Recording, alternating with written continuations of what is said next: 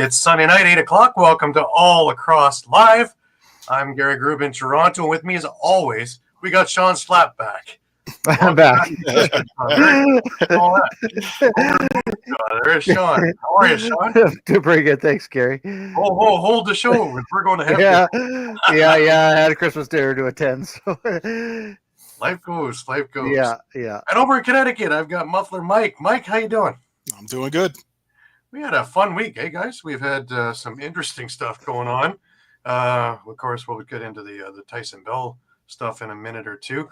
And, of course, we had 6 games in the NLL. We had 4 games in the ALL East. All kinds of things going on. But just before we get rolling, just a reminder to everybody, all of our shows are streamed live across Facebook, Twitter, YouTube, also Twitch, and Instagram live. Remember to hit the subscribe, follow, and like button. Share, tell everybody about us. Best in the business here, you know. Also, please enjoy a lot of our affiliates that are on the Streampunk Network, which include the Pat Bernard Show, the Attacking Third, Steel Steps, a lot of soccer and football post-game and pre-game shows, CFL shows, and much more coming. So please have a look at streampunkentertainment.com. If you missed a show, no worries. You can grab all the shows on YouTube at either Streampunk Sports or All Across All the Time, in which you would get our entire library, interviews, retro games, press conferences, anything you can really think of, we have up there. And please stay up to date by all sports by visiting Streampunk Ent with a huge step.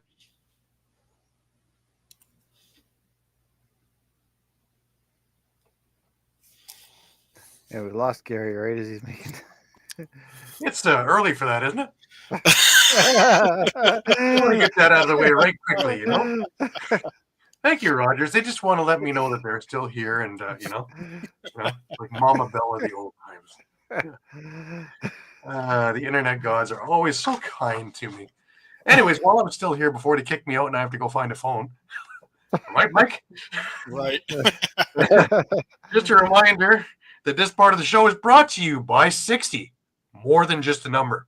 60 is Canada's newest and most exciting sports uniform and teamwear brand, delivering top quality uniforms and teamwear that reflects the spirit and identity of each team.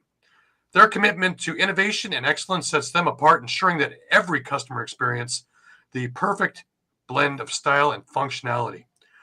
Unleash your greatness with 60. Have a look at them on Instagram at sweet_60. And if you're looking to get a hold of Jim, at info.sweet60@gmail.com. All of your orders, remember, put down Lax Talk 10 for an extra 10% discount on your order. I have looked at this stuff, and this stuff is great. So, by all means, please give Jim a call and a look. All righty. Well, guys, a couple of little bits of news. First off, the Crossing Barriers is making its way into Ontario now. January the 18th onward from 1 till 2 at track over at Oakville, the Crossing Barriers will be there. So for info or to register, get a hold of Scott at lacrossingbarriers.org, and you can get all the information right then and there. That's spectacular. Now, a good friend of mine, Mackie Jenner, she made her debut as the first female color analyst on an NLL broadcast. That is well-deserved, and that is a long time in coming. I'm telling you, she wowed them at the Worlds. She was spectacular, and she has done everything for the NLL with side stories, on-floor stuff. But as a color analyst, she was awesome, as I knew she would be. So I am so happy for her, and I look for big, big things. It'd be great to get Teddy and Mackie in the same booth. Oh, that'd be great. That'd be fantastic. Yeah. They're coming, you know that. You know, Teddy's got a pretty busy schedule, so one of these days our paths will cross, especially if they're on the NLL route. Eduardo's here. Eduardo, welcome. Eduardo. Good to have you with us. Yeah, that's great news.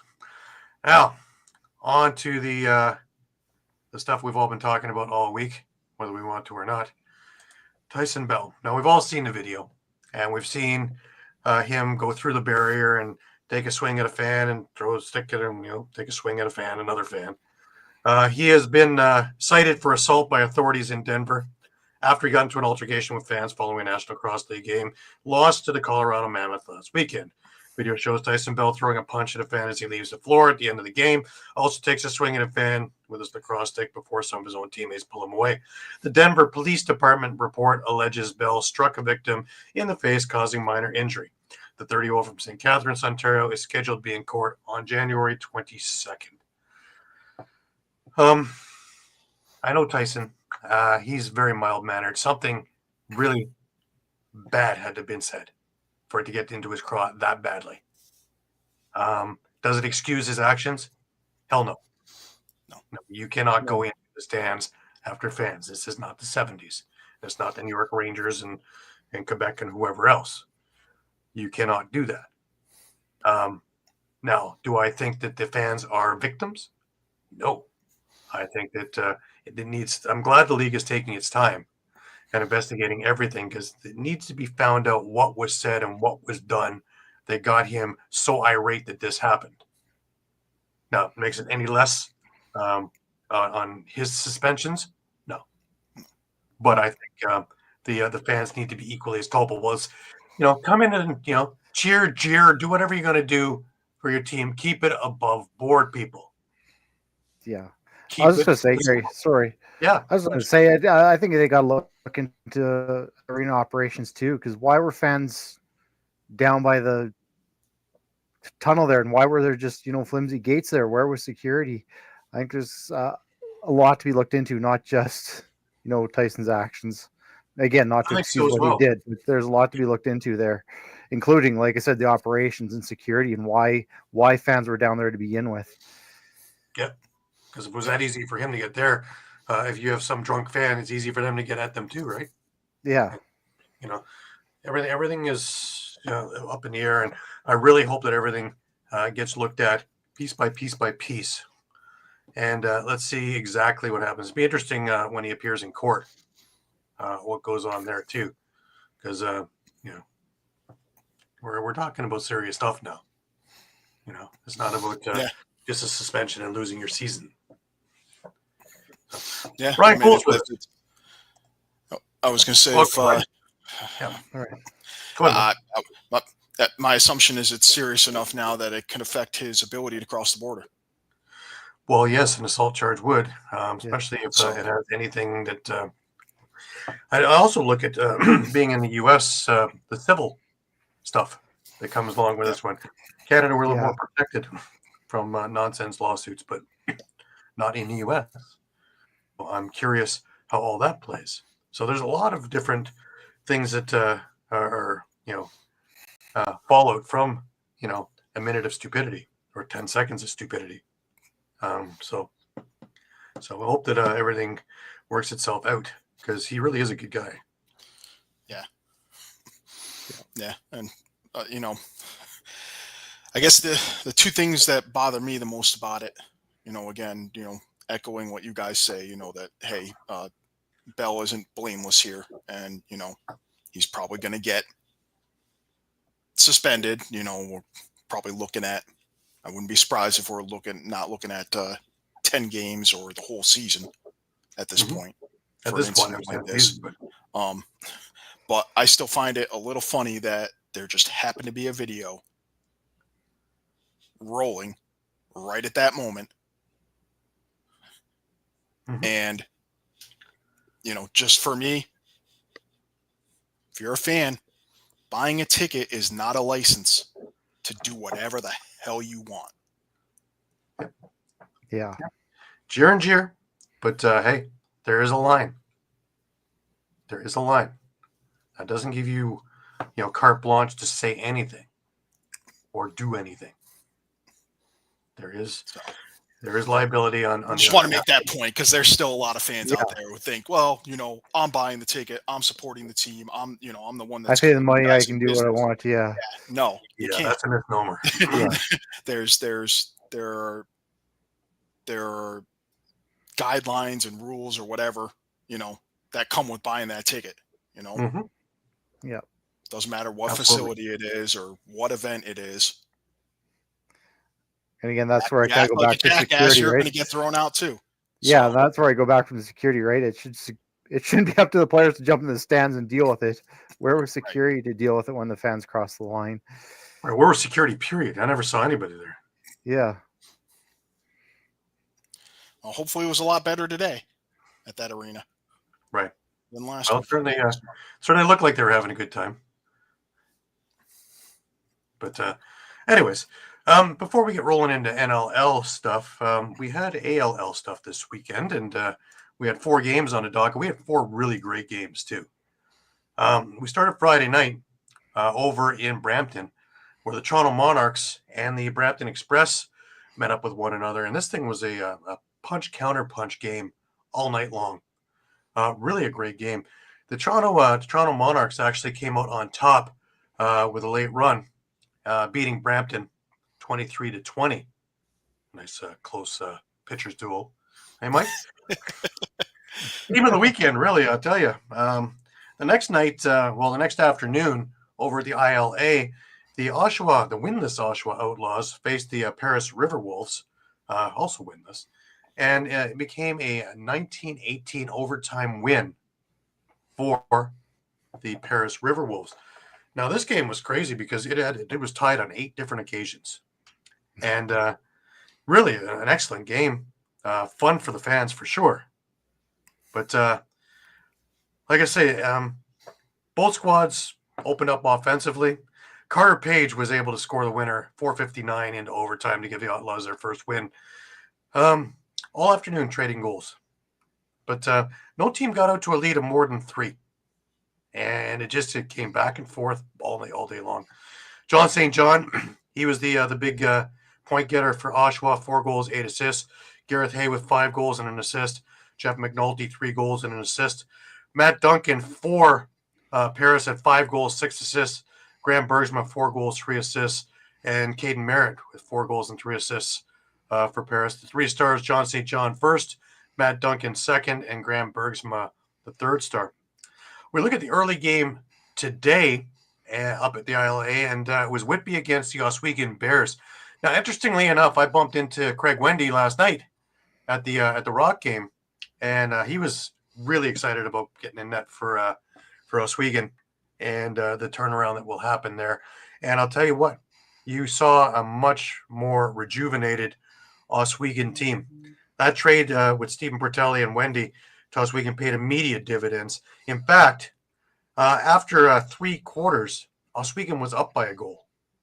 And it took Whitby to put it in 5th gear, outscoring Oswego 6-1 in the 4th for the 15-11 victory, and to keep their undefeatedness in the league. Brady Kernan with 5 goals. Devin Pfeiffer, 2 goals, 3 assists, led the way for Whitby. Eddie Renault with 5 goals and an assist had a monster day for Oswego. Stephen Pertelli had 2 goals, 3 assists. Craig Wendy was spectacular in net. Did everything except win the game. So that's coming. Oswego's going to be a force down the road as everybody adjusts. A few more little tinkers here and there, and watch them start moving their way up the rankings and up the standings. It's coming. The last game of the day actually just ended not long ago, and that was the Peterborough Timbermen against the Six Nations Snipers. And this was probably one of the lower scoring games, Mike. It was 16-13 for the Snipers over the Timbermen. And another one that was back and forth and really didn't have a decisive winner until the end of the game. Another excellent ALL game. For $10, you can't go wrong to catch these games. And a lot of the guys on the lineup you're going to be seeing probably some point this year in the NLL. Just looking at the scores for Peterborough, Zach Thompson led the way with 4 goals, 4 assists. Jack McAlpine with 2 goals, 4 assists. Carson Moyer with 3 goals and 2 assists. Cam Milligan, a little slower day for him, only a goal and 4 assists. For Six Nations, Jeremy Bombery with 3 goals, 2 assists. Chayton King with 4 goals and an assist. Avery Stomback Parker with a goal and 5 assists. Altogether, Six Nations with a balanced attack. 10 separate scorers for them out of their 16 goals. So if you think you got one covered, they've had problems putting it in the net over the last couple of years. That's not the issue now. And it looks like their goaltending coming around too. Dusty Hill had a good day in net, only giving up 13. So upcoming next week, you have the Peterborough Timbermen against the Oshawa Outlaws in Oshawa in the early game. And one to circle on the calendars for the late game in Oshawa next Saturday is the Brampton Express against the Whitby Steelhawks. Looking forward to the Sunday games. The Oswego Bears will play the Paris River Wolves at the ILA, and the Toronto Monarchs against the Six Nations Snipers, another game that's to be circled on the calendar in a late game next Sunday afternoon at the ILA. The ALL West will get back at her next week. Next Saturday, the Grizzlies will face the Blackfish at 4 p.m. Pacific at the Langley Event Center, and followed by the Sea Spray versus the Eagles at 7 p.m. Pacific. So put those in your book. Also have a look at Arena Lacrosse League on YouTube if you're looking for any of the games which are up just after the games are done. So I believe Friday night's game is already up. Saturday could very well already be up by now. And today's games will be up some point tomorrow or Tuesday. So worth watching. And Lance Wynn does a great job calling those games. So, alrighty. Oh, Caden's clicked on this one. Yeah. Yep. Point. Yep. They have misconduct clauses. Well, usually printed right on their on when your it ticket. happens at the end of the game, though, that brings a whole different situation to it, because you're not going to kick him out of the game. Game's done. He should be leaving already. Leaving, yeah. Not finished the 14th of his 15 beers that are sitting there, or whatever. But let's wait for the reports and see what goes on, because I have a feeling there's a lot more layers to the story than we all know about. And another beautiful thing about it being a public court case is that it'll all be out in the open soon enough. All right, let's get ourselves into some NLL stuff, shall we? Should I get my pain out of the way early? We're expecting Pat with the Wings Nest anytime now. But you know what, Shawn? You can start the way on this one, because Sure. they played Sask on this one, and it was a hell of a game. It was a hell of a game. And 12-11 Wings come out with Holden Katoni scoring the 5th of his 5 goals in OT. Overtime. Yeah. Yeah. And it says Priolo, but that should be Triolo. Triolo. Because he, from out of nowhere, decided he was going to take over the offense now. And he... Dave, I'm with you on that one. I watched that. That was a pretty ugly event. That'd be the same as if you were watching the Buffalo game. That became a pretty ugly event too. But I don't think there's any Jets fans anymore. But welcome, Dave. Thank you for tuning in. Go ahead, Shawn. Go ahead. Take us through this. Yeah, but right off the bat, the Rush got bad news with Austin Shanks out, as well as Adam J out with the flu. And so honestly, even though it was an overtime loss for the Rush, when you're missing Church and Shanks in that offense and you still push a team to overtime, you got to give them a lot of credit there, a ton of credit, because you needed guys who aren't used to stepping up, like a Mike Triolo, to at least keep the ship steadied. But on the other side, like you said, Holden Katoni, 5 goals and an assist. A huge game for Brendan O'Neill. A big coming out party for him. 2 goals and 6 assists. So he's looking like the player. He's caught on, hasn't he? Yeah. Speaking of guys that caught on, we had a chance to talk to him after the game too. I know we didn't get a clip of it, Gary, but Nasso, Jake Nasso for the Saskatchewan Rush. This is only his. Remember, this is only his 4th box game. Yeah. Period. And he went 20 for 27 at the faceoff dot. He's making a name for himself very, very quickly. Yeah. And actually, I heard someone say, do you think PLL teams are starting to take a look at him now, too? Oh, I would say so. Yeah. I would say so. But you got us a few clips, and they're all up on our YouTube page at All Across All the Time. One of the clips that we have is of Ryan Keenan. Let's give that a listen to first.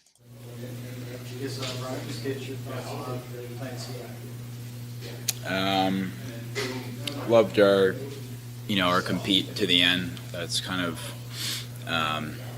it's been something we've, really been good at this year, and battling to the end. But unfortunately, again, we kind of didn't put together 60 minutes, and that spell kind of late in the second half and third quarter, we just kind of, weren't executing, gave up some goals, and going forward, we just kind of can't put ourselves in that spot and continue, to have to get to a point where we got to battle back and then get to overtime. We got a few early in this year, but you never know how it's going to go. As the captain, obviously for some of these younger guys in the locker room, this is kind of their first taste of defeat. What do you kind of tell them to kind of keep this from snowballing?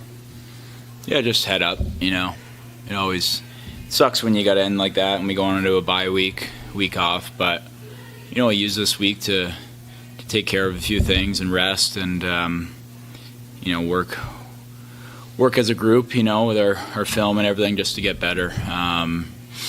Because we do have to get better in a lot of areas, and but it's heads up in there. We're still in a great spot this season, so just got to be ready to go for next game. What can you say about the game that Maestro had tonight? Yeah, he was awesome. He stepped up.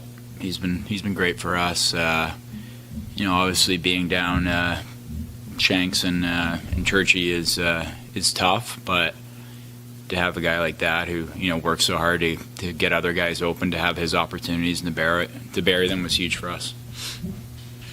You've been through a lot. I know these journeys you've been on this team when they won the championship.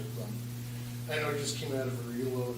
You've seen a lot of lacrosse, and Derek's seen a lot of lacrosse. Where do you feel you guys are sitting right now? Because you are 3-1. You only lost in overtime, so yeah, it's pretty good for teams sitting at right now. Yeah, like I said, we're in a good spot. I think we all know in that room that there's a lot of areas to improve. Especially early in the game. Our offense, we got to execute a lot better. We were a bit sloppy, just unforced errors and turnovers. But like I said, we've got the guys in the room to win and compete for championships. So. Just got to start putting together for 60 minutes. Okay. About says it all. But without further ado, we get the other side of the story here because we know what's going on. And here's Pat. Hi, Pat. Welcome. The golfer's at it. Look at that. I'm on vacation. I'm not stressing for once. I'm enjoying a nice banana. It's been nice, we have what you call a winning formula here in Philadelphia. I don't know what's going on. I mean, they're closing out games. I wasn't expecting the Philadelphia Wings to do something of that caliber. So, cheers. Well, Day looks great picking up Brennan O'Neill. He's found his way. Yeah, holding Katoni at both ends, got all his fingers working, and wow. It's nice when you have scoring options. It's nice when you can rely on all 5 of your guys who can figure it all out on the fly. I mean, you saw the one pass from Mitch Jones, one-handed, having 2 defenders on him and finds Holden Katoli. Like this formula, the ball movement on this team, the way that again the Saskatchewan Rush came at them with a 3-2 defense, and the Wings just figured it out, and they have good ball movement. Like I said, Brandon O'Neill he is a pass first, score second option. He looks to pass, he makes his cuts to the net. He's fearless. I mean, this kid's got it all going for him. And then, like I said, you have Mitch Jones making things happen. Like, this offense is clicking. Let me remind you, fellas, your top 5 players right now in the NLL, 3 of them are from the wings. You have Joe Russell-Terrence with the points at number 1 with 34. You have Mitch Jones at 32. You have Dane Smith at 3. You have Rainey Stats at 4. And then you have Holden Tolley, who's coming up at 5th with 27 points. Like, this team is ranking now in every top category. It wasn't like this last year. I don't know what the antidote was from last year to this year. I don't know if it was the offensive coordinating or whatnot, but it is a world of difference. I don't know if it's that coaching, but this team is scoring and they're playing well on both sides of the ball. Now, if I'm going to nitpick about the Wings, I'm not too happy with is going to the sin bin 5 times. But other than that, I mean, you really can't knock this team other than, you know, taking their foot off the gas pedal in the 4th quarter. And that's when the rush came rushing in. Yeah, that's what I noticed too, Pat, is like you said, figuring it out. When the Wings really went on that run, those goals all pretty much came in the same spot. They found a guy that's a couple feet in front of the crease right up the middle, where obviously the rush were leaving a hole open there and they figured it out. And that's one of my things with the rush is their power play has to be better. 1 for 5. You even put one of those in to go 2 for 5. This is a totally different game. That's been the story for a while now. Is they can't score on the power play. Even their one power play goal came on transition where the man advantage really didn't come into play there. Mike Trillia for you guys is a really special player. I mean, he's really, again, it was the sound piece for you guys in that game Saturday night. But yeah, I mean, look, I credit to that kid. He could play, but like you said, you it's kind of Flyers problem down here. You got to score in those power plays. If you don't score in those power plays, it's going to come back to bite you, especially when the Wings, a team like the Wings now, who's turning around a bit, when they go to the sin bin 5 times, that's the opportunity for you. But and that's a credit to Demu too, right? Nick Demu, who's been playing kind of it being a difference maker between the pipes for the Philadelphia Wings. Scott Donamy, who's picked up 11 loose balls. I mean, guys are changing their roles around here for Philadelphia, and all for the better. Now, Like Philadelphia has a bye week, and then they come back at home and have Calgary. And they got 2 home-and-home games. Yeah, so this is going to be an interesting one too in a couple of weeks' time. Yeah, I mean, this is the first time I'm not throwing headsets. I'm not throwing my living room lamp. I'm not punching a hole in my closet door. This is the first time in my entire life covering this with you guys. I'm not stressed. I am happy here in Philadelphia covering the Wings for the first time. I'm scotch-free of stress. So I haven't talked to my therapist in a long time, so they know why. So, but this team here, like I said, has a bunch of scoring options, and I'm loving what I'm seeing from Ian Rubel and his play, his designs. And credit what I had for Paul Day listed as the general manager of Philadelphia Sports, and he was one of the 2 candidates. It's for the moves that he made in the all season. It's all paying off. Right. Well, Shawn, Saskatchewan's got Vegas after a bye week. That seems to be just as Pat. That seems to be a remedy to fix all things. Yeah, it should be ready to fix everything. Because like I just told, like I just said, I know Pat was not. I mean, you're missing Shanks, you're missing Church. Shanks should be back. It was just a flu. It sounded like a flu was going around the locker room. That's why they're missing him and Adam J this week. So he should be back. When you're missing 2 pieces like that and still take a team like the Wings, who are very good, to overtime, I think that just says something about the depth of this rush team. So I think, Vegas is having their issues right now. So that could be the cure in 2 weeks for the rush. Right. Yeah. And again, like I said, Shawn, take it from me. That Vegas Desert Dogs team, you'll fix all your problems right there. You and I can start for the rush and beat those. I got 10 kids on my street. You can beat the Desert Dogs. That's no problem. I mean, you'll fix all your problems real fast. That's the cure to everyone's problem. Just go play the Desert Dogs twice in the back-to-back. You'll be all right. You'll fix all your problems. But then the rush have the Rock after that. So at some point, the Rock are going to turn it towards N. We'll get onto that in a little bit. Gary, if you can't handle the Desert Dogs, you might want to take your bag that you take to the groceries and just place it over your head for the rest of the year.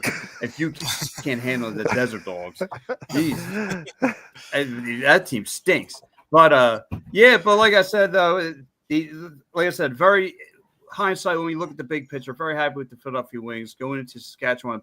Place is not easy. Those guys that's a good team you face, and for this team, like I said, having scoring options, having top 5 players in the league, and you have 3 of them right at the top of that. It's a world of difference now. It's a world of difference. What you're seeing, the schemes that they're having, the sets, the sets, if you get in the half court sets, the things that they can do, the playmaking they make, ball movement, all that, finding spacing, cutting to the basket, fearless, all of it. Right. Cool. Well, Pat, I'm going to let you celebrate with your banana. Oh, he's so relaxed. Look at it. Even got himself a haircut. Oh, this is. Look, haircut. I'm not stressed. I'm eating healthy for once. I'm not starving. Stuff my face cheesesteaks. I'm eating healthy. He's not even. It's good. Victory's good, my friend. He doesn't need a haircut because he's ripping his hair out, right? But yeah, that's and great. you know what the real. What's real that? blessing is that a certain somebody is not between the pipes of the Philadelphia Wings anymore. Yeah. Stop the hate. He beat the Rock last night. Stop the hate. He was the reason that Ottawa won last night. So, I got someone's light hair here. Sorry to tell you that. All right, gents. Well, look. Yes, sir. And listen, and look, the Rock's going through some hard times right now. So, yes, they are. But yeah, like I said, all is well for the Philadelphia Wings. All is well. I mean, like I said, there's some couple things they need to clean up. Like I said, stay away from the penalty box. You got to be able to finish the game, not take your foot off the gas pedal like you did in the fourth quarter. Because a team like the Rush will sneak up and bite you. So you got to handle business again. Work on a couple things on this bye week. Get right back to it in 2 weeks against the Roughnecks.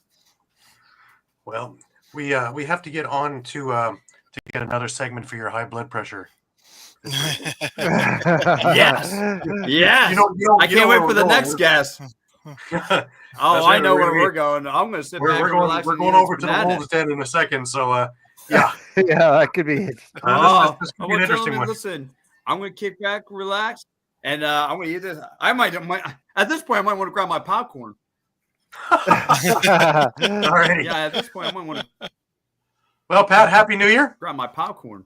Happy New Year to you. So, all the best for 2025, right. sir. All right, gents. I'll catch you. All right. That was Pat with the Wings test. Oh boy. He's giddy with excitement, isn't he? Yeah. Interestingly enough. Well, that brings us on over to, he's already flailing, guys. He's already. Here Get comes the high blood pressure ready. Yeah. Yeah. With the Wolves Den. Caden, how are you? We have the bleep button ready. Did we put him on auto mute? Yeah, we put it on mute.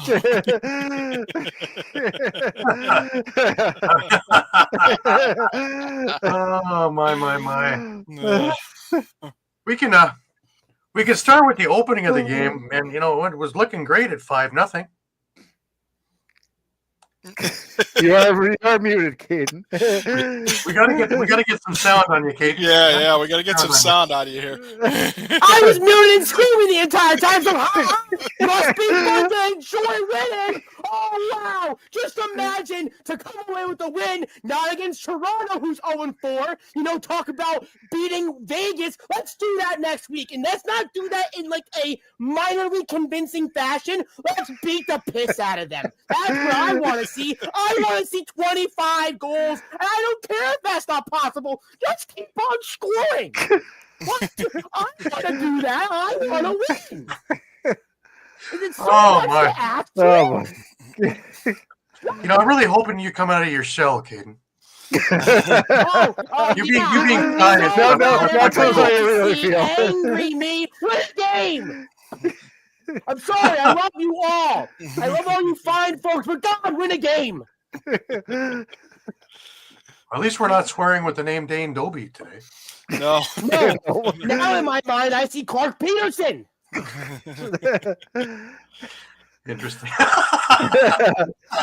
Thing Maybe a told little me Thomas last week. Muldarth with it Apparently, too. Mike Drew, what's his name? Hutchinson Drew. He's a fucking god now. He's amazing.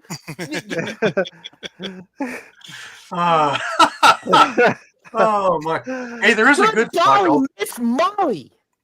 I looked at the stats there, and they Albany did go 2 for 4 on the power play. That's 2 more than normal. So, yeah. Yeah. Which is great. And yes, it's a step in the right direction. It's a very good step in the right direction. But And by the way, now that pass from Marshall Paulus behind the back was unbelievable. even the first pass from Eric Fennell that led up the scoring, that was a beautiful pass. He kind of went with that one-handed right behind the back, right over to an open Ethan Walker, who just easily walks in. No one covering him there. Yeah. But it's funny because I've had Marshall on my other show, and we talked about that as not a trick shot, but that's just another tool in the box, and he just showed it. And of course, he had Warren Hill looking the other way, and how much easier a goal you're going to get than that? It was just absolutely masterful. But yeah, it's a little disconcerting when you're up 5-0 midway through the second, and all of a sudden the roof just goes collapses. It's not even the up 5-0 thing. It's you were also up 6. You're up 9-3. And all that collapse happened within 5 minutes of the third period, where they scored, if my calculations were correct, a lot of goals from then. Yeah. 10 straight goals to give up right there. Yeah. Granted, 2 of them weren't Dougie's fault because, he wasn't in the net. But it's just crazy how, and I was thinking to myself this morning, looking at all the stats, it's crazy how you're going to look at 2 teams who are 1-3. And one of them is ecstatic to be at 1-3 because they could have easily gone 0-4. And one of them is sitting, why are we 1-3 right now? We should be at least 2-2. I would go with 3-1, but I would also go 3-1, honestly. Yeah. But I don't want to seem like the Homer fan. I want to point out that I am the Homer fan, and I'm just mad because I love these guys. I want to win a championship. Yeah. But just to me, the disconcerting thing is how it all stopped. And that's 2 games in a row where it just stopped. It didn't peter off. It didn't Peterson off. It just stopped dead. And that was it.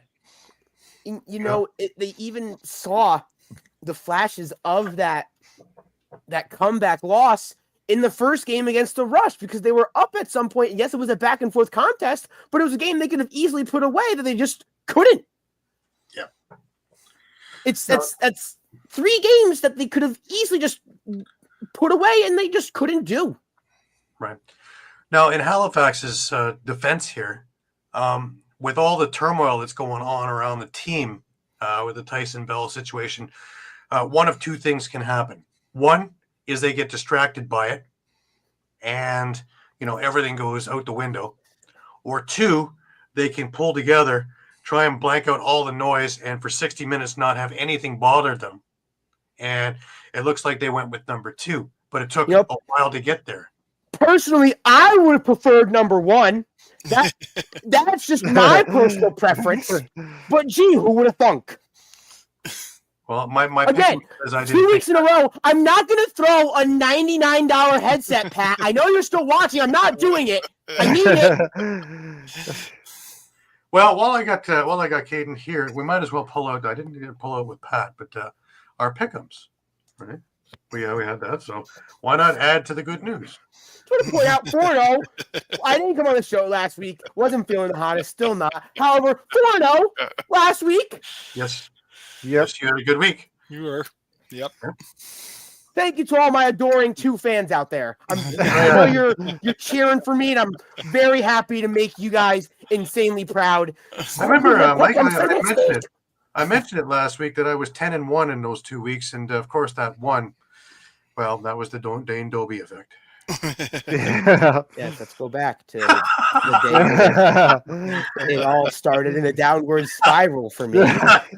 Well, I want to bring everybody's attention to not only is Mike above 500, but he's clamoring for first place. He's only 2 wins. Yeah, Mike's killing it. 16 and 11. He is on my heels. He's got to track this guy down, though.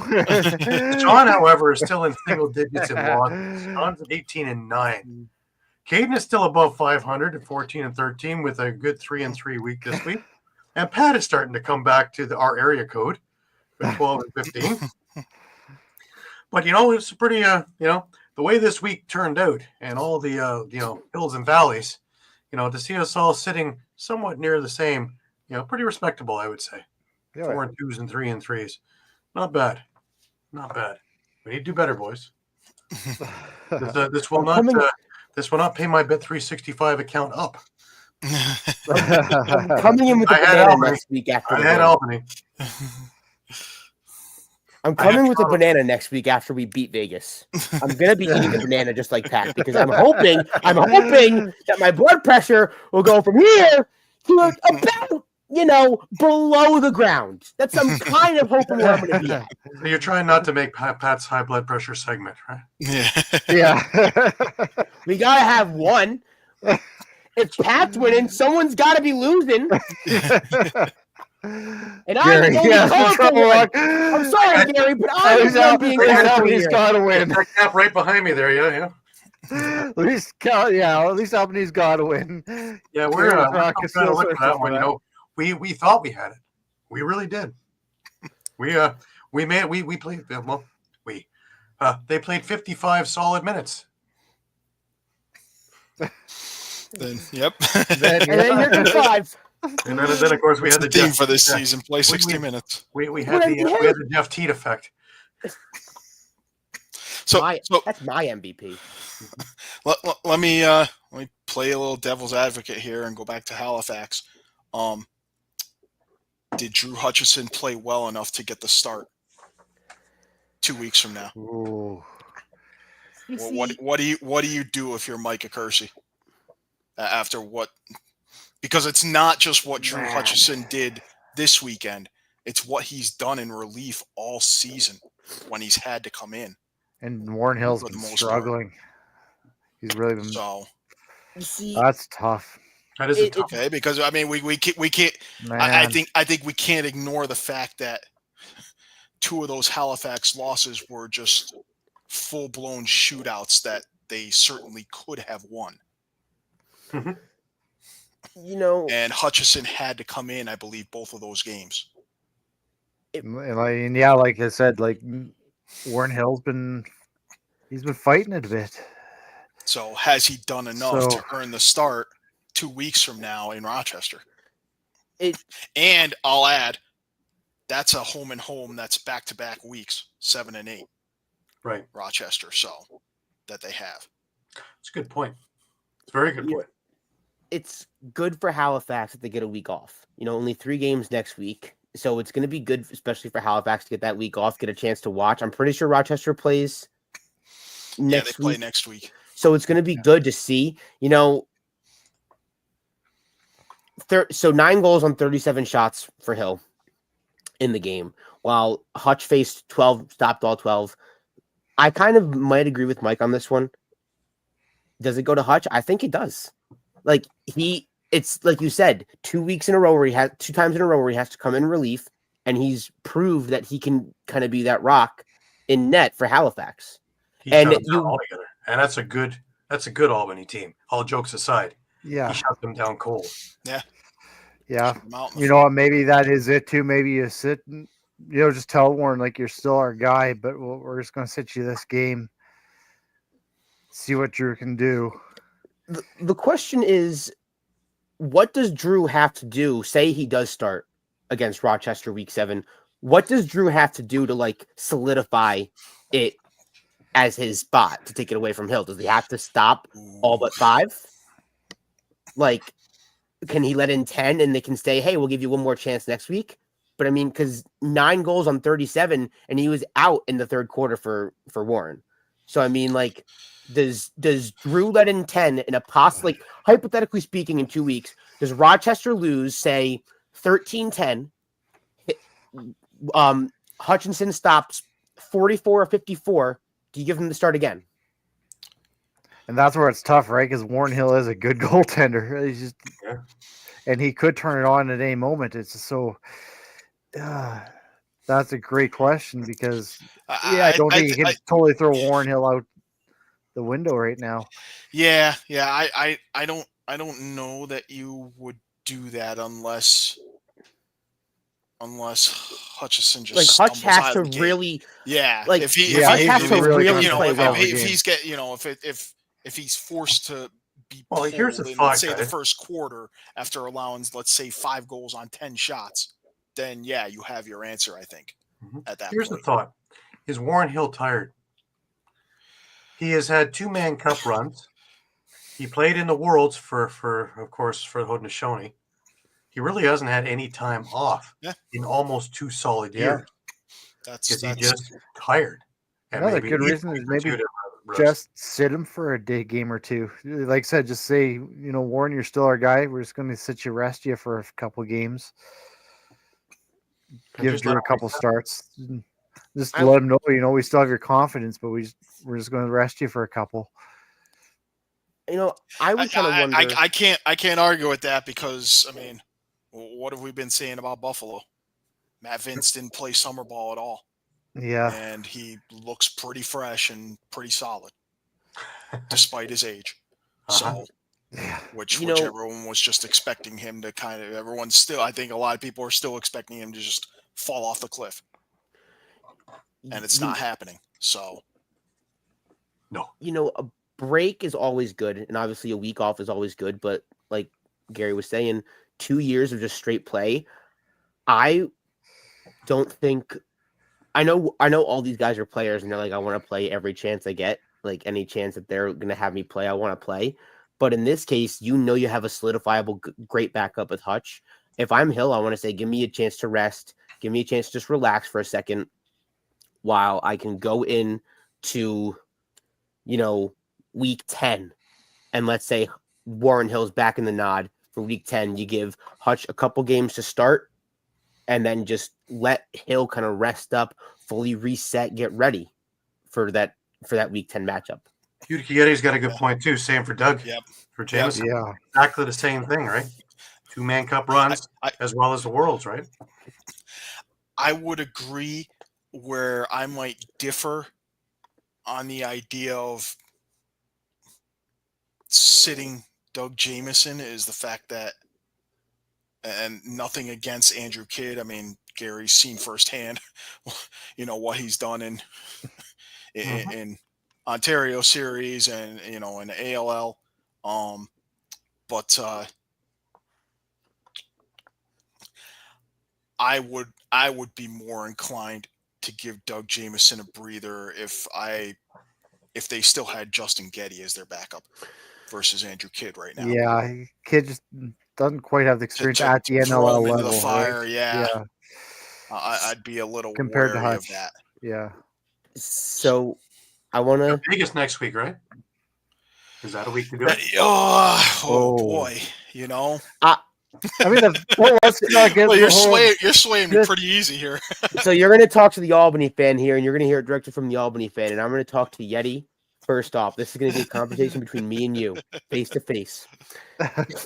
Dougie, 11 goals on 65 shots this week. Not great, but again, it's about a normal for him.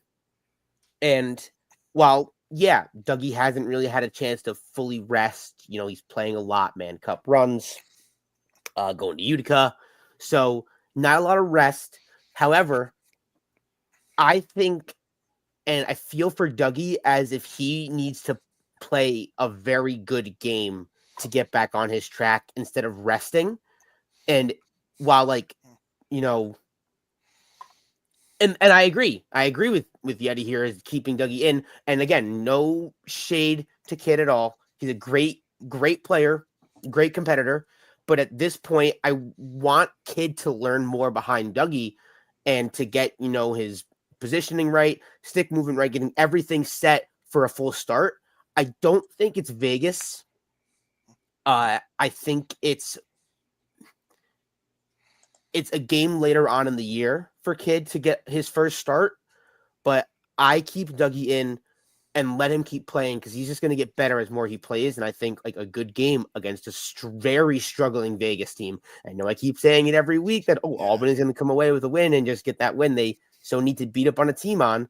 But again, like Pat was saying, this is a very not good Vegas team. This is the best chance for both Dougie to put up a save clinic and for Albany to come out swinging. Yeah, and that's that. Yeah, I watched that save clinic. It was against Toronto, wasn't it? Yeah, 15-4. And They I was don't play going to Toronto say, anymore he's this year. got, you mentioned only 11 goals on 65 shots, so that means he had more than 45 saves. He has some pretty insane win-loss record when he makes 45 or more saves in a game, too. So that kind of surprises me that he made more than 45 saves in this game and ended up losing, because his win-loss his goal record, total that wasn't statistic wasn't high is pretty because crazy. Yeah, like the goal total wasn't that high. I mean, 13 is not great, but it's not like astronomical. But when your offense, if your offense offense is drops, putting 9, yeah, when your offense only puts up 9, not really helping it the doesn't defense score much for in the 25 goaltending. minutes. Yeah, that'll do it. If you want a semblance to win, and yes, it helps that you have a goalie like Dougie in net, but if you want a semblance to win, you got to put up double digits.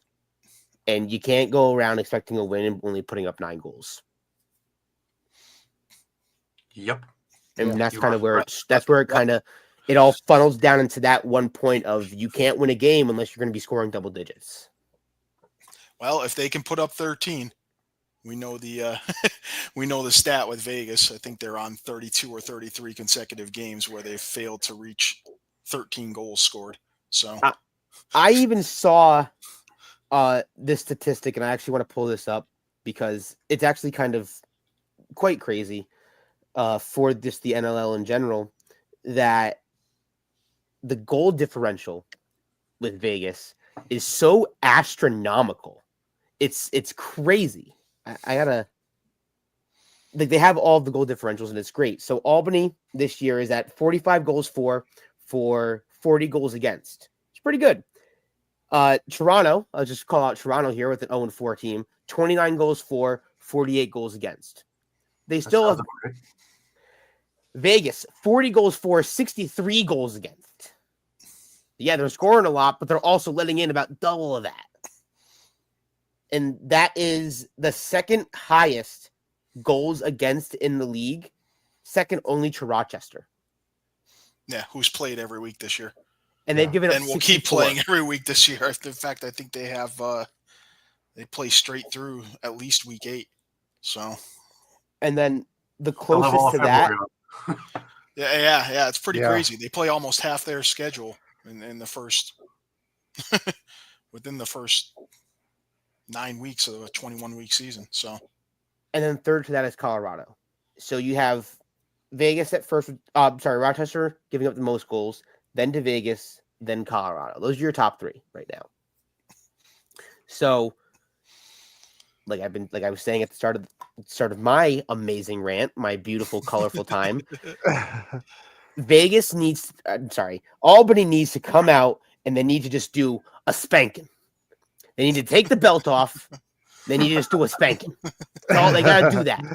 I want to see 20 goals. I want to see 30 goals. It's not going to happen, but that would be hilarious. 30 goals. Let's do it. well, next week would be the time to do it, I guess. Exactly. And they're going to do it in front of a packed Albany crowd. First game back, first game of the new year. It's the best chance to do it. Be fresh start. You get a fresh jump into the new year. 4 games, like, oh, that was last year. That's a last year's team problem. Now we're about to come out and we're about to score 15 goals a game.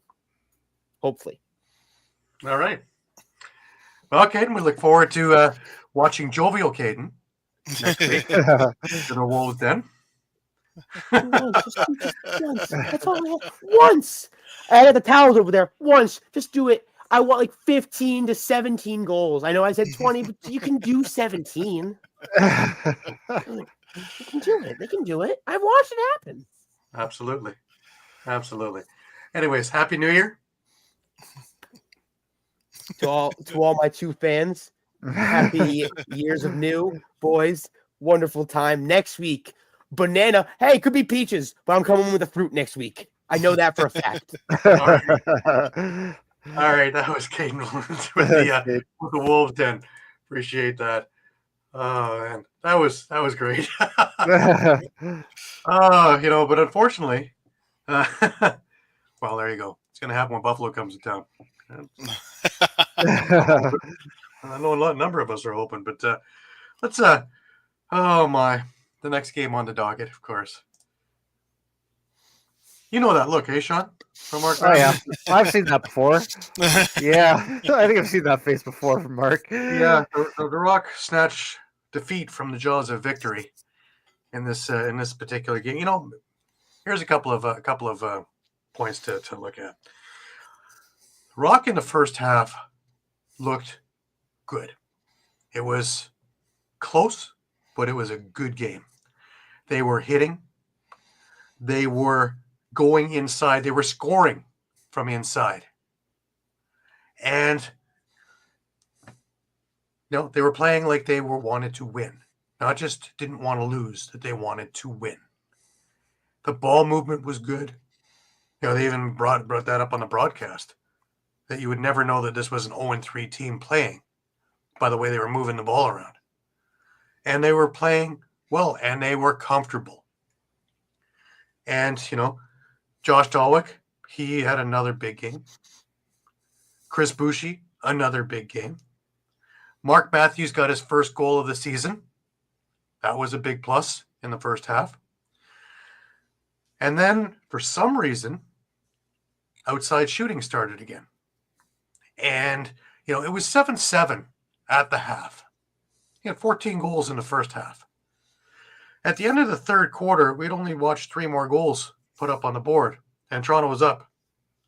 But all of a sudden, the goalies took over, and Higgins looked good. He stopped a lot of outside shots, tough ones, but outside shots. Led by Mark Matthews, who had 9 shots on net, all from the outside.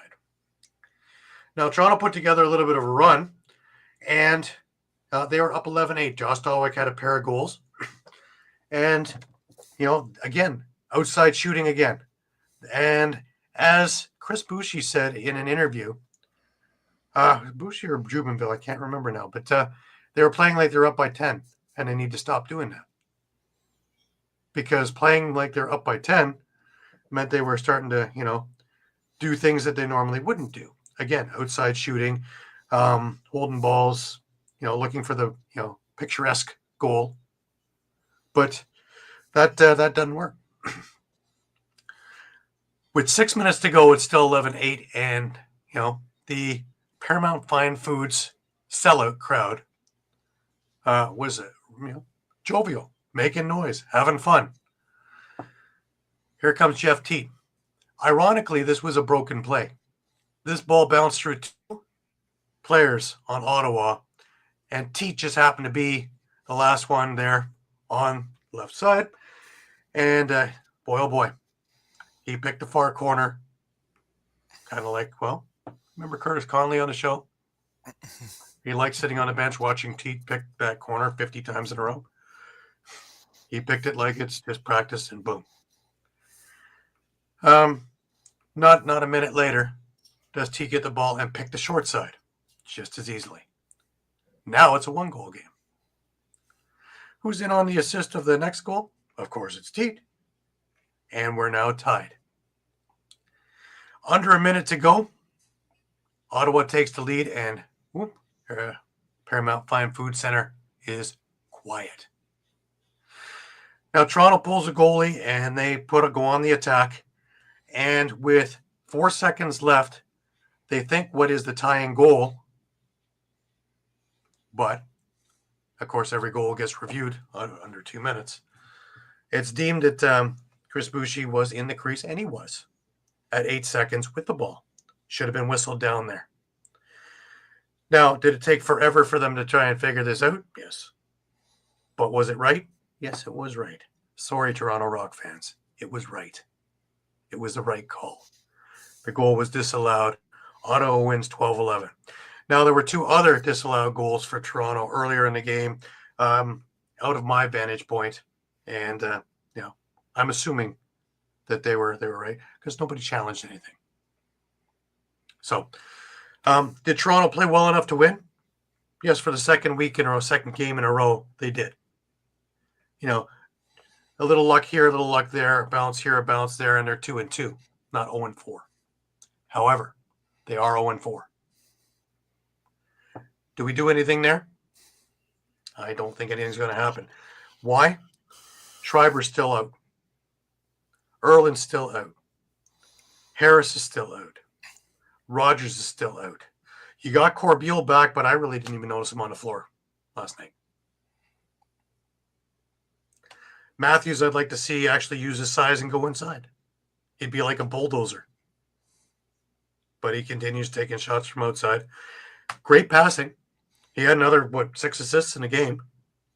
And he's a big reason why Dalwick is doing so well, because you find Dalwick had 2 quick sticks for goals on Matthews' passes. They were beautiful.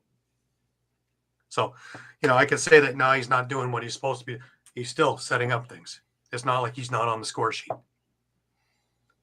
Dan Craig was doing great work last night and playing physical.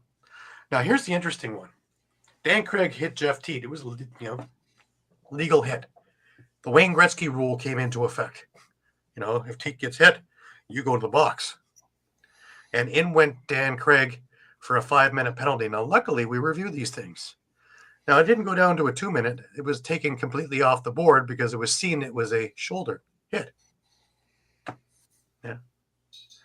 One thing I don't like with all this reviewing is that if a goal is close, they'll call it a goal and hope for the review.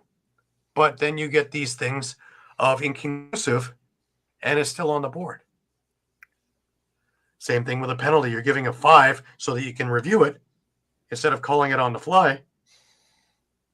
And, more times than not, that's going to be a 2 or a 5. Very seldom. That's the first time I watched him pull it off live. Actually, I was going to say, Gary, we had an interesting situation in Saskatchewan where one referee called it a goal, another referee waved it off, and it went to review. Now, what if that's inconclusive? Yeah, that's exactly. Well, they have to go with a review. If there's one ref calls it a goal and one ref doesn't, then they have to go to with review. Automatic challenge. They have to. Doesn't but then if it's inconclusive, more head official, if you will. Yeah, though then it goes to the head. Then it goes to the head official. Because I was going to say, what happens in that situation? Because it was actually pretty close call. I think they did eventually wave it off. It happened a few times last year, and I think if it's the head official, let's say the head official calls goal, then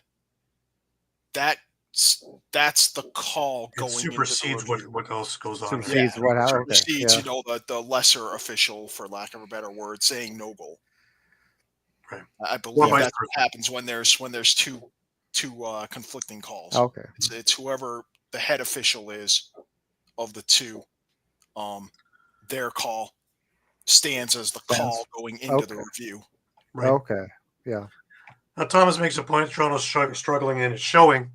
Not like years before in sync, but I do bring into account, of course, that is where injuries and youth. Yeah, the multitude of injuries. We're not filling the voids with veteran players. The voids are being filled with youth, and they're doing a pretty good job. Aaron Woods looks great in a Rock uniform. Now, is he scoring bukuns of goals? No, but is he doing all the little things? Yes. Cameron was a healthy scratch last night. But Darlison played, and he played very well too. But are these guys Schreiber or Challen Rogers? No. You put that in. It's funny because I looked at my wife at the beginning of the third, and I told her they're going to need to score at least 12 goals to win this. And this was when it was 7-7. And I look pretty smart, don't I? Stopped at 11. And here's the sad thing of the year. Is that's the highest goal output that the Rock have put out this year. 11 goals. Yeah. So they have to find their scoring touch again and quickly. Now they have this week off coming, and then they're back at her. And does it get any easier? No, they go into Buffalo. Mm-hmm. Yeah. That one, that will either end the season or give them a brand new high. It's just that simple. Because after Buffalo, They host. they have host the Saskatchewan. Rush. That was Saskatchewan. It just gets easier and easier, doesn't it? And then it's Calgary, in Calgary. Now, we haven't gotten out of January yet. The last time I watched this kind of start was and then it's Colorado, just for fun. I was gonna say, and other than Vegas, I mean, there's really no Yeah, they can't play themselves. easy outs. Yeah. Yeah. And Vegas isn't going undefeated or winless the whole year. No. So where's the win come against Toronto? Yeah, I mean, we do rag on Vegas, but I mean, that's still it's a good lacrosse team. Sure, they're just out of sync. They just they need to learn to play with one another. They have a very talented team, and they're gonna find the end soon. And when they do, everybody's gonna go, "Well, what happened? Well, how long are you gonna stop? That team, Donville, Hannah, they're gonna score. They're gonna figure it out. Sean Williams isn't gonna be sitting back going." They're going. Well, I mean, we know what Kells can do. We've seen it in the summer. I mean, he's just fighting something right now, just like Cornell, right? He'll figure it out. Like, Oh yeah, yep. I find it funny though that everybody's on Nick Rose again. Easiest target on the rock, and it's funny because somebody made mention that the NLL Plus broadcast it said they're off the air, but the audio was still on. And even they mentioned, that's just a lot of uneducated fans. And I tend to agree. I tend to agree. It's not, is there times when I think that he should be moving more? Yeah, he's angle goalie, but there's times when I think he should be moving more, of course. But do I think that these losses are on him? Hell no. No. I think that the defense hasn't been great because 4 other main guys are out. And you have a lot of guys filling in. And in years past, the defense might have let Rose out of a few situations because they're so tough. Whereas this year, things that they might have been able to just, clamp down on last year or the year before are getting through. But, the coming down in the last 5 minutes and you're giving up 4 goals, that's inexcusable. And that's not on the goalie. That's on your defensive scheme. You know that Jeff Teat's going to kill you if you give him 4 inches and you give him 6. So to see that Teat got two of those 3 goals to tie it and an assist on the third one, that doesn't surprise me. He finished the game with 3 goals, 4 assists. Dunbar killed you again. He had 4 goals, and he did that in the first half. Did you learn nothing from the first game? Well, they did, because their defensive structure was much better. They were more aggressive, and they were going inside offensively, and transition was, Mazuka had a beautiful goal. So the transition was starting to work. And then it all stopped. That's all we need. We don't need any more. If you can get 20, get 20. If you can get 30, get 30. If you have Higgins on his heels, keep firing. Go in close. Make him uncomfortable. If the defense is letting you do it, why are you taking, the shot and get off? Things like that were puzzling me last night. But, hey, 0-4. 0-4 with a tough schedule ahead for the next number of weeks after a bye week.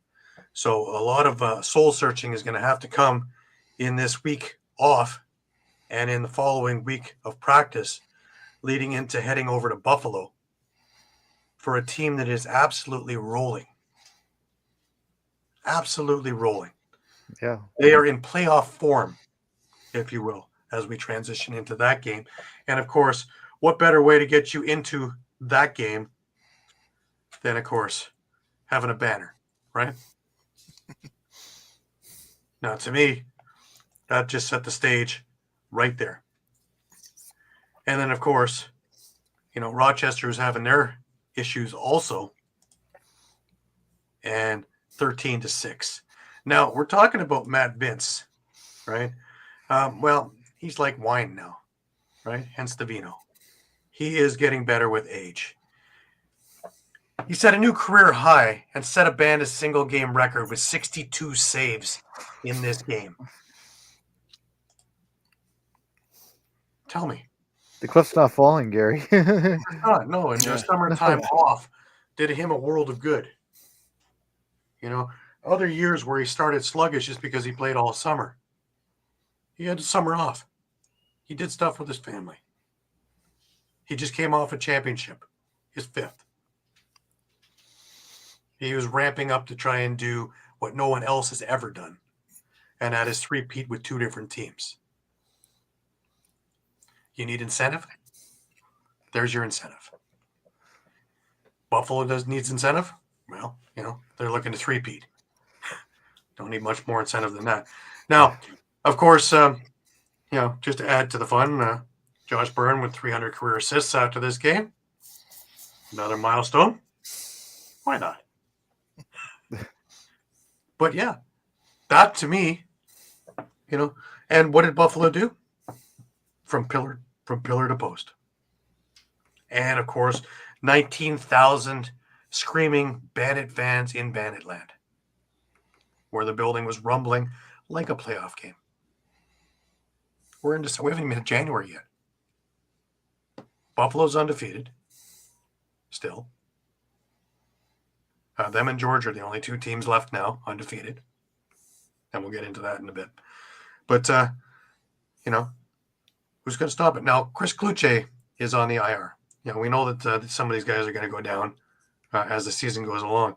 But if that's the only one, they still have an awful lot of weapons, don't they? That's just you know, it's a scary situation that you go in there, you know, and it's exactly the way they want it and draw it up.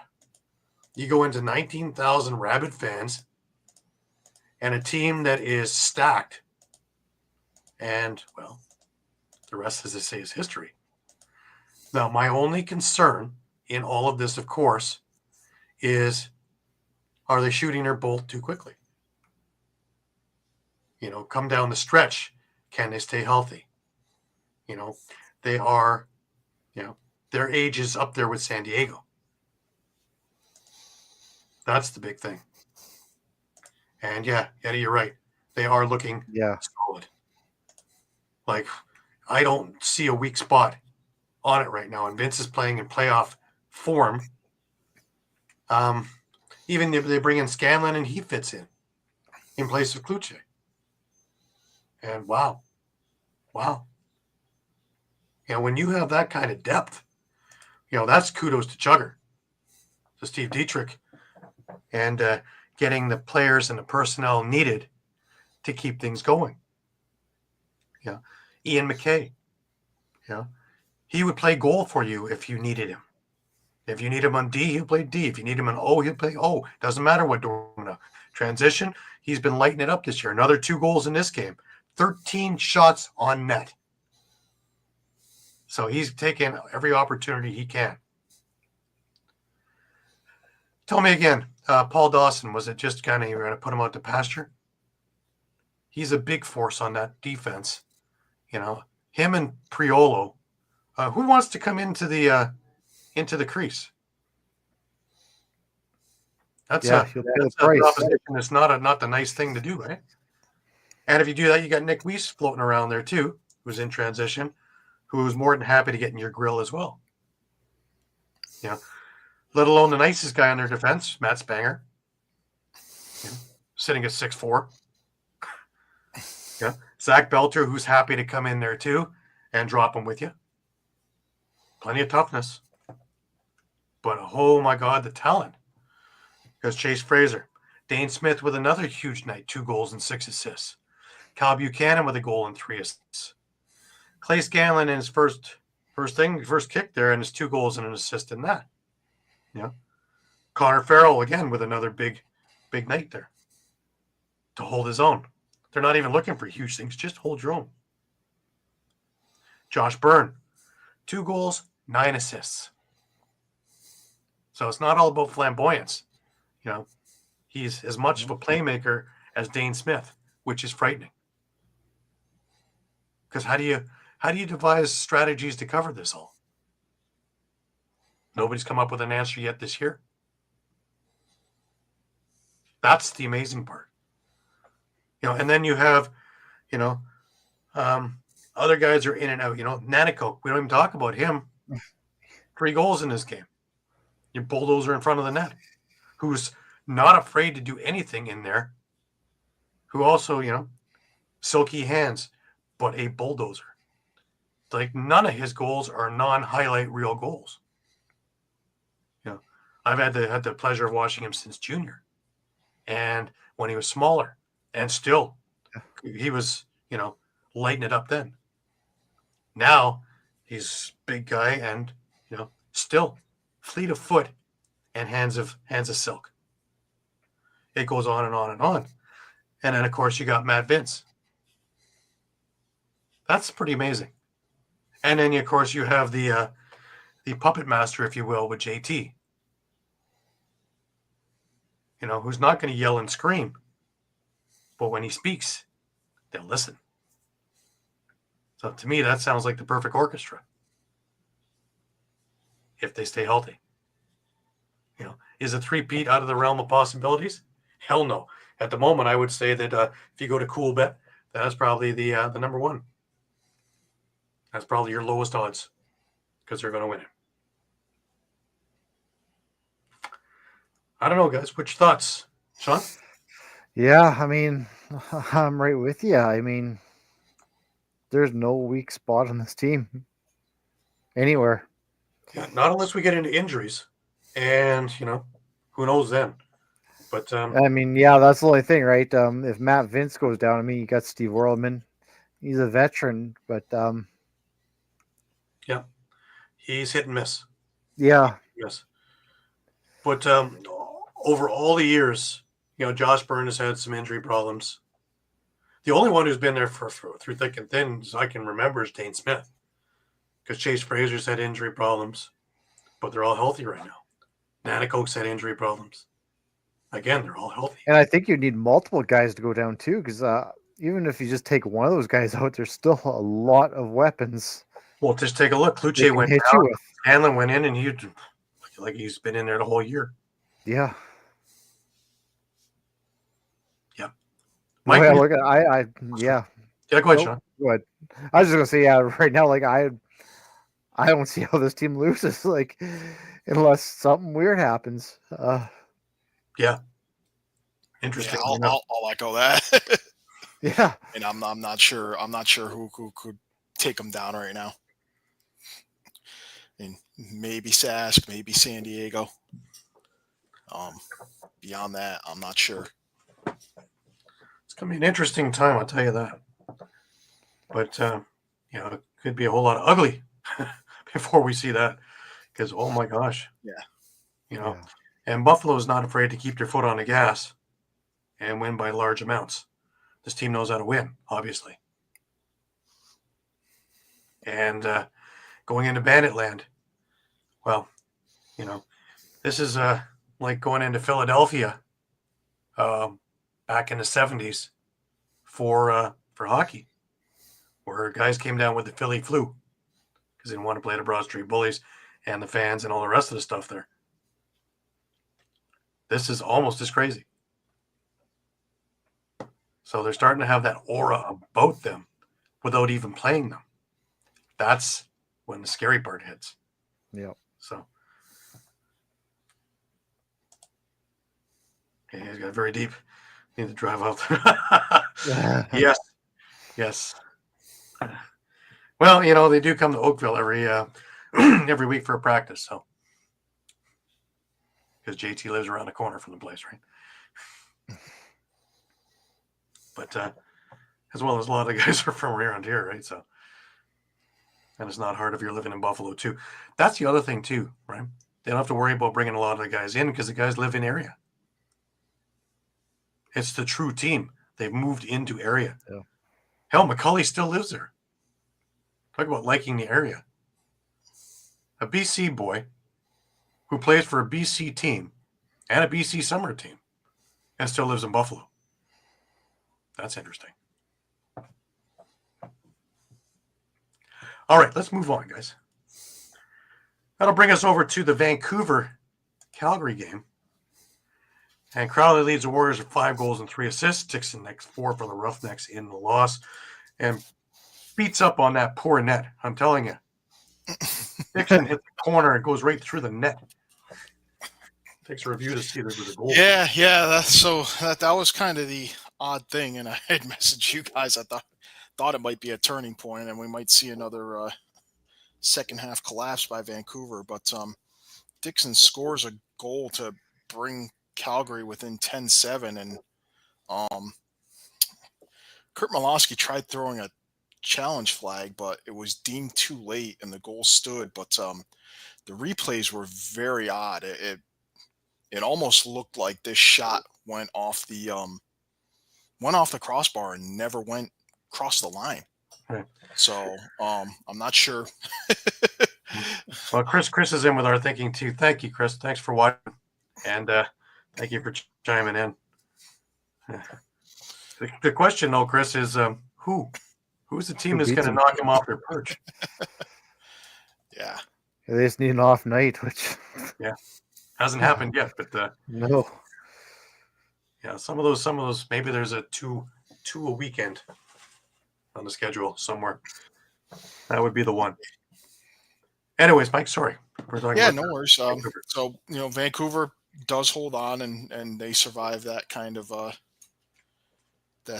initial second half onslaught or comeback by Calgary. Like you said, Kevin Crowley, 5 goals, 3 assists. Reed Bowering had a pair and an assist. Peyton Cormier had 2 goals. It was first in the league, wasn't it? Yeah, I believe so. So, Keegan Ball, a goal and 5 assists. Aiden Walsh, 34 saves on the night. For Calgary, it was the big guns. Dixon with 4 goals, 2 assists. Dane Doby, 2 goals and an assist. Jesse King had a goal and 5 assists. Cam McLeod did kind of keep them in this game, making 35 saves on the night. But they, Vancouver had some chances kind of around that same time as the controversial Dixon goal to put things away. They ended up coming up empty on a 5-on-3, and then Keegan Ball actually had a penalty shot that he didn't convert around that same time as well. But all in all, I mean, Vancouver's coming away with the win on the road. They do play Calgary again later this year, or next year, at home. So, Alrighty. Now that was Molosky's 100th win. it was, yes. Yep. So, Not bad. no, not at all. Not bad. I don't know. But the Vancouver team, they're starting to find it too now. Yeah. I mean, for me, I think it's just they got to get over that kind of mental hump where they've had second half collapses, over the past couple of years that have been just brutal, like very demoralizing. Yeah. And Yep. they just need to find a way to kind of when they're kind of cruising into halftime with a 4 or 5 goal lead. They need to find a way to keep their foot on the pedal in the second half, kind of like a UC out of Buffalo. Right. Well, they're going to be a heck of a team to be playing also as we move forward in the league. But there's no easy games, is there? No, like I said, No. even like in previous years, it maybe would have been Las Vegas and Vancouver, where you're like, okay, they might get you out of that rut you might be in, but not this Vancouver team, not this year. No. And I think we talked about this before, the Molosky effect, and it really is paying dividends now. Yeah. More so than ever before. And whoever is on that team has bought into the plan 100%.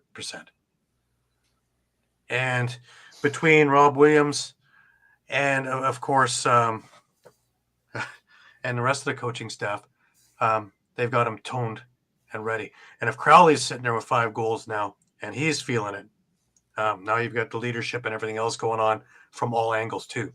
That's huge. Agreed. So this becomes a big thing too. Taylor did miss a lot of opportunities. Yeah, I'm liking Vancouver, but again, Calgary, it's a hit and miss with me so far. Like they've that huge run from Dobie, of course, against Albany, but before that run happened, they really weren't doing too much.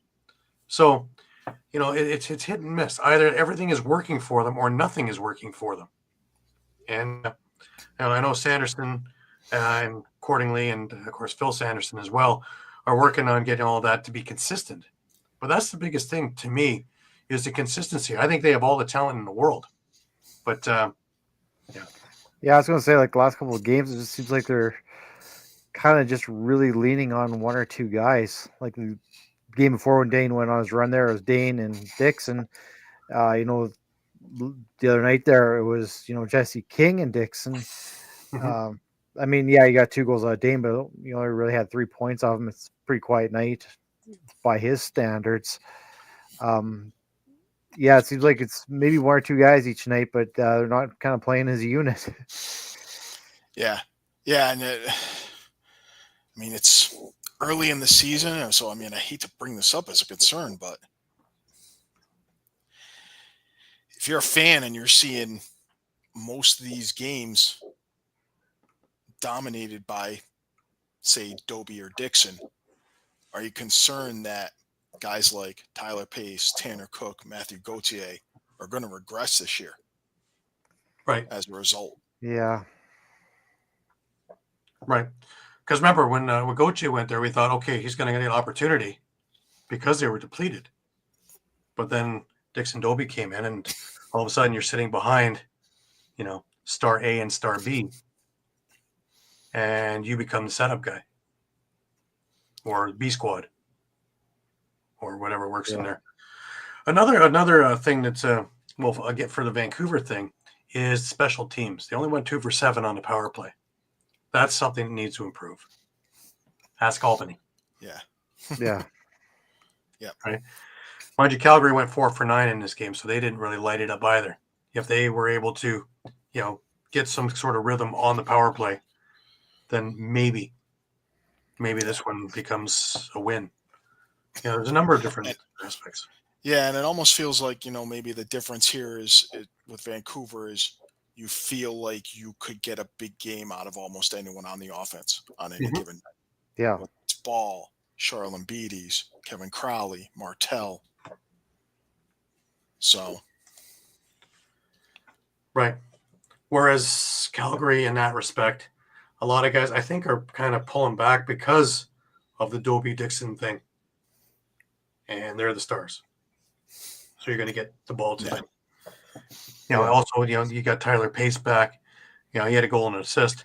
But that's another one that you have to, you're sitting behind in the pecking order, if you will. Yeah, there's just kind of guys that need the ball in their stick in Calgary, right? Where Vancouver doesn't necessarily need those guys to have the ball in their stick. They can pass it around, and other guys can make plays.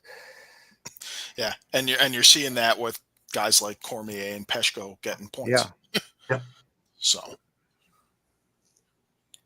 Yeah. Now, Calgary with Cam McLeod in net, holding his own. He is, Yeah. he's been, he's been in, some low scoring games and some absolute shootouts. So does it make you wonder a little bit how good Calgary would be if Del Bianco was in that? Just out of left field. I guess I hadn't given it much thought because because they're playing very well. Yeah. Well, they started out 2-0, so. Yeah, if it was 0-2 and they were being blown out by 8 goals per game, we'd be. Yeah, there'd definitely be a narrative or a. There's one guy who took an opportunity and ran with it. Yeah. And Oh I yeah, hope, I 100%. hope this is the start of Yeah, something great, because as we know, there's an abundance of players all over the place, and the ALL is full of guys who couldn't find jobs. But there's not an abundance of NLL caliber goalies. And I was talking before with Craig Wendy about this idea too, is that when you're a team and your number one goalie goes down, do you have the horses to get you through it? If Nick Rose goes down in Toronto, is Holochuk the answer? If Matt Bintz goes down in Buffalo, is Orleman the answer? If McLeod goes down in Calgary, is Colby Bowman the answer? That's who you have sitting there as your second. Even O'Toole in Vancouver, is he the answer right now? Or does that set the team back because you don't have that abundance of goaltending? NLL caliber goaltending. I could even go as far as the rush too. If Sheliano goes down, I mean, we've seen what Kostiuk can do in junior. He's looked good in preseason, but we just don't know when the bullets really start to fly, right? Right. Yeah. It's funny, in the ALL, I can watch Devlin Shanahan against Lane Ruska in my backyard. We got some pretty good goaltenders in the ALL. Yeah, still makes me scratch my head. If I had to guess, I'd say 9 or 10 out of 14 teams this wouldn't apply to. That you would say, hey, they're in trouble if their starting goaltender goes down. I think it's the other way around, though, Mike. I think it's the other way around. Yeah. Really? I don't see the the staying power of the backup goalies. I know in Toronto. Oh no, that's the point I was making. I think 9 or 10 teams out of 14 are in trouble. That's yeah. No, that's my whole point. I mean, honestly, who are the only ones you think wouldn't be in trouble? Maybe San Diego, just because Poulin's over there. Yeah. Hall of Fame. I mean, Halifax. You can't say it now because they're starters, supposed starters on the injured list. But Rochester, I mean, Hutchcraft's been playing basically, but they're already into that Hartley scenario, was right? healthy. He would be the starter. Yeah. I think you have to put Drew Hutchison in the conversation now, especially if he gets a start. Next week. Ottawa comes to mind also, but that's but Higgins has been playing out of his mind. So yeah. But that's really about it. Maybe Philly. I was gonna say, again, we talked about Steve Allman's hot and cold. I don't think he's I think he could get you by in Buffalo.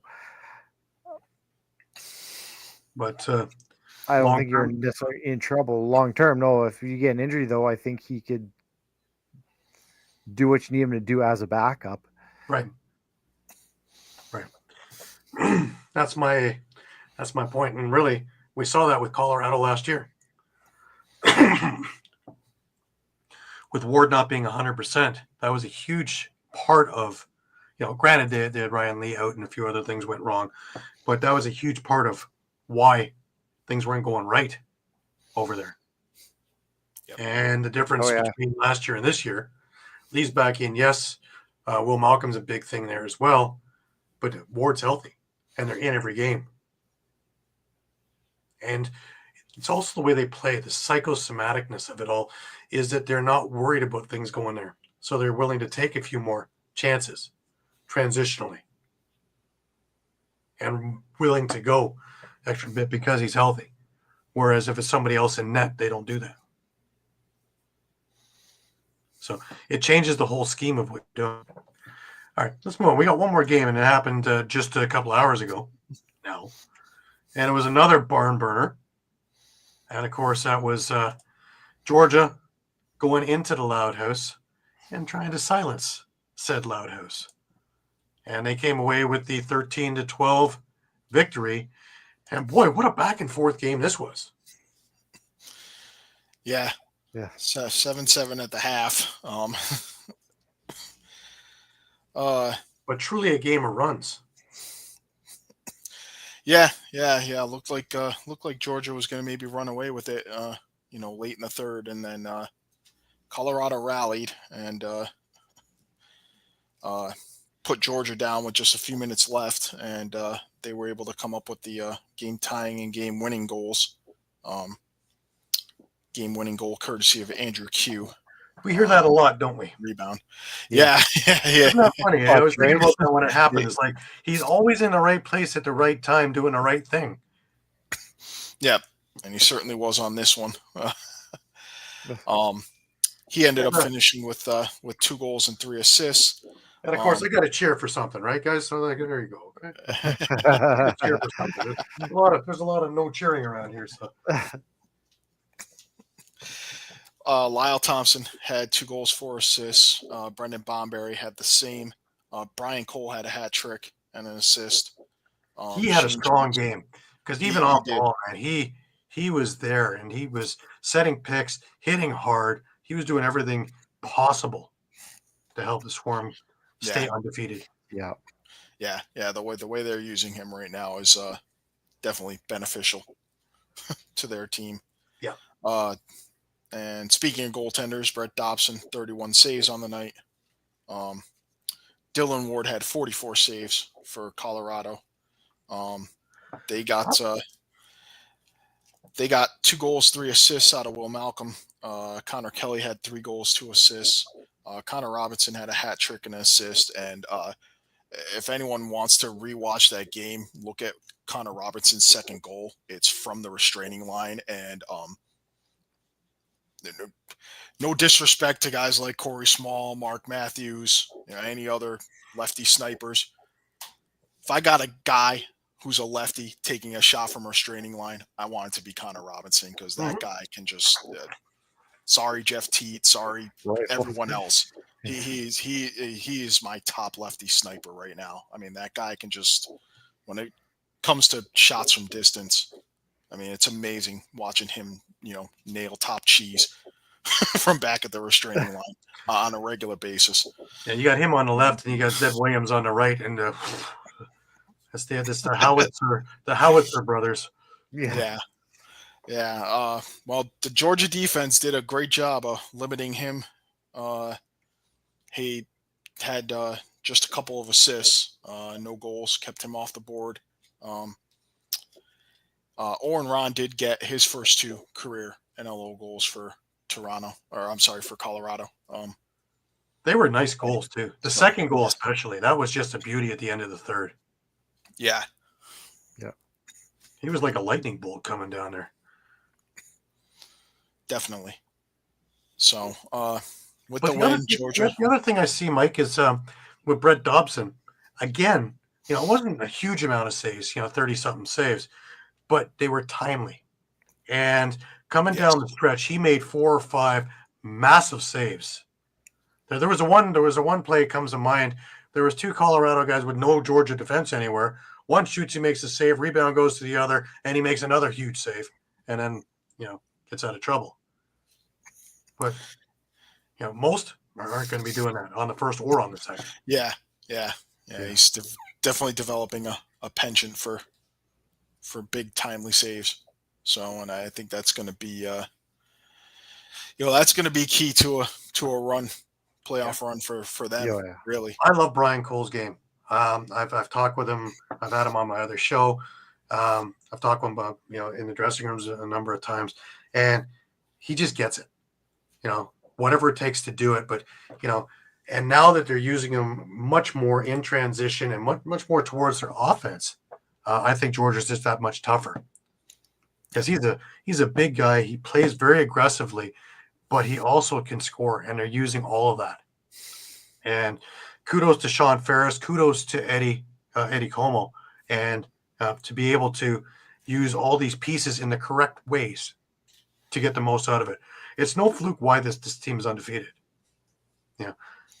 They find ways to manufacture, even when things aren't going quite the way they want it. They're finding ways to manufacture the victories. Next man in mentality. We use that a lot, but next man up mentality. But this case, it really is because you're busy watching Lyle. You're busy watching Andrew Q. Here comes Brian Cole. Wiedeman's going to come back and transition and score. There's so many different weapons that can come from so many different ways that they're becoming another one. I'm looking forward to the Georgia Buffalo game when that counts. Yeah, that may be the one team that could not give that Buffalo that one loss. Well, I remember last year I was in the press box in Buffalo around this time of the year, and it was I believe it was an 8-7 Georgia win over Buffalo. I was in the Georgia dressing room before the game talking to a couple of guys, and just hearing different things and strategies and whatever, and up in the box and watching them take care of business and stifle that powerful Buffalo lineup. The defense is that good, and that defense is together still. And Dobson's got another year under his belt, and if he isn't already looking to be the number one all-around goalie in the world, because I think he's the number one field goalie now too, he certainly is number two if it's not number one. Yeah. And let's not forget that defense not only stayed intact, they added Joey Capito and Seth Van Scheppen. Yep. So rich get richer. But I'm also seeing like a Jeremy Thompson with like the fountain of youth. He looks better in faceoffs now than I've seen him in years. Is he winning every one? No, but he never did. Is he winning his fair share? Yes. Yeah. Oh, yeah. In a game like today, he won 18 of 29. And it's no slouch on Colorado, right? Right. Yeah. So to me, everybody's doing their job. That to me is key in winning. Do your job. And when you're talking about a team that is deep and there's no ego, and it starts with the coaches, right? Friendliest guys around. Ferris, Como, all the guys. Andy also. All of them are, good guys, and it's not a uncomfortable situation. It's a very good, and as you good, you got Caleb Benedict, who was hurt all last year, didn't play today, but has put his fair share in the last couple of games as well, up and coming. Just to add to the fun, we haven't even talked about Shane Jackson. We haven't even alluded to him, and a goal and 5 assists. It just you get one after the other. It doesn't matter. Brendan Bombury, 2 goals, 4 assists. It comes from all over the place. So it's true. If there's a team that can knock up, wouldn't that be a great final? Oh, yeah. We all want our teams in there, but wouldn't that be a great final for all fans? Is Buffalo, Georgia, the way they are now healthy? Oh, that would be 3 great games, regardless who wins. Those would be clinics. Those would be the ones you save and show it to your U6 team. This is how you do it. Watch how this is done. So there's a lot of things to look forward to. That will be circled on my calendar when they meet. And hopefully it's not in a point where everybody's nursing injuries or licking wounds or whatever. Or it's at the very second last game of the season and everybody's resting everybody. Right. To me, that's huge. But yeah, I think Jordan, I picked him in my top 3 at the beginning of the year. And as I was joking with Sean Ferris, as we're texting back and forth, it's like, you're not making me a liar. So, this is going to be a lot of fun. Gosh, I'd like to see Duluth. Put that on my schedule of where to fly to next. But anyways, that was a heck of a week. And like I say, it culminated with a nice Sunday afternoon game. Right down to the wire. That's a number of games down to the wire this weekend. Again, we talk about parity. And it really doesn't matter if you're on the W or the L. The parity of the league is wild. Especially with this And again, it leads me to the soapbox thing is that we need expansion, even though we have a goaltending situation here. But how are we gonna overcome that? Trial by fire, right? NLL wants more scoring. That's a good way. Sorry, I'm just chuckling because I found your answer. Buffalo and Georgia play once this season in week 21.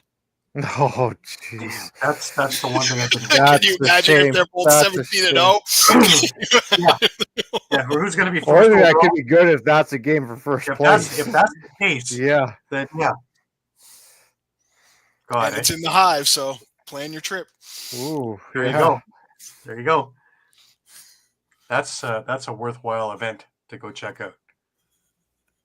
But you might see him 3 weeks later in the finals. But anyways, upcoming first week of the new year, we have Vegas in Albany. Albany's going to hope to right the ship. Wouldn't that be something? Hey, listening to, yeah, yes. Wouldn't that be something if Vegas is able to right the ship in this week? Can you imagine, Caleb? You'd actually watch the top go. His head would actually explode. Yeah. Wow. You got Rochester in Georgia.